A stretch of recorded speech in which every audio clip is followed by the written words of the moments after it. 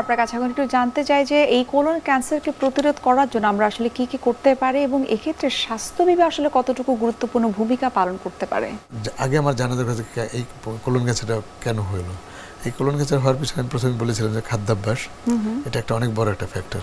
খাদ্যাভ্যাসটা আমরা যদি নিয়মিত শাকসবজি আঁশযুক্ত খাবার বেশি খাই, ফলমূল বেশি খাই এবং রেড মিটটা আমরা অ্যাভয়েড করতে পারি, অধিক মশলাযুক্ত খাবার, ফাস্ট ফুড এগুলো যদি আমরা অ্যাভয়েড করতে পারি, এই খাদ্যাভ্যাসটার ভিতরে আমার প্রতিরোধ চলে আসবে। এবং আমি পরিশ্রম করতে হবে, অনেক কায়িক পরিশ্রম অনেক বাড়াতে হবে। আমাদের ব্যাড হ্যাবিটসগুলো চেঞ্জ করতে হবে, অ্যালকোহল, স্মোক এগুলো একদমই টোটালি অফ করে দিতে হবে।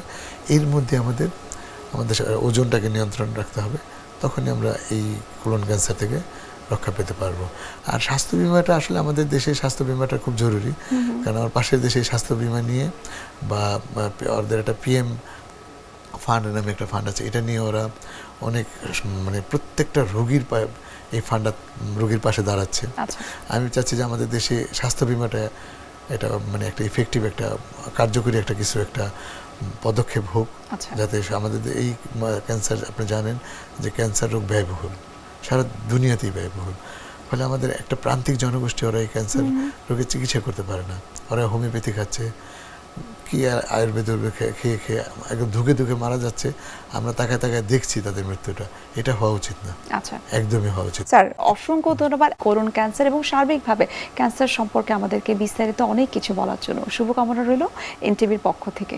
আপনাকে ধন্যবাদ, এনটিভিকে ধন্যবাদ, এনটিভি আমাকে কিছু বলার সুযোগ করে দেওয়ার জন্য। বিশ্বের যে কোনো প্রান্ত থেকে যে কোনো সময় এনটিভি জনপ্রিয় অনুষ্ঠান স্বাস্থ্য প্রতিদিন দেখতে আপনারা ভিজিট করতে পারেন আমাদের পূর্ণাঙ্গ পোর্টাল www.ntvbt.com এ। এছাড়াও এনটিভির বিভিন্ন ধরনের জনপ্রিয় অনুষ্ঠান এবং নিউজ আপডেট পেতে আপনারা ভিজিট করতে পারেন আমাদের ইউটিউব চ্যানেল এবং ভেরিফাইড ফেসবুক পেজে। সুপ্রিয় দর্শক, আজ এখানে শেষ করতে হচ্ছে। দেখা হবে আবারও আপনাদের সঙ্গে। সে পর্যন্ত আপনারা সবাই ভালো থাকুন, সুস্থ থাকুন এবং সবসময় এনটিভির সঙ্গে থাকুন।